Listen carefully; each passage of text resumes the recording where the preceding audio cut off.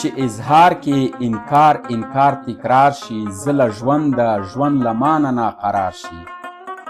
بیا هم سل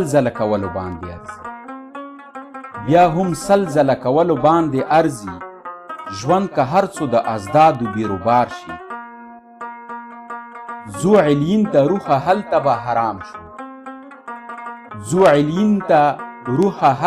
آرام شو، دلته هر معیار تللی په مقدار شي.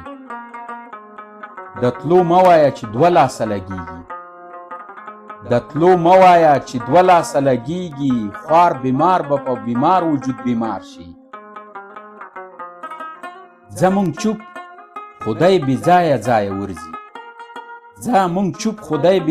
ځایه ورځي، دا هوښیار چې کیږي که هوښیار شي. په سکڼۍ پسې بیا هم سترګې آوړي، تکل ګډ که هم د ترکو په بازار شي.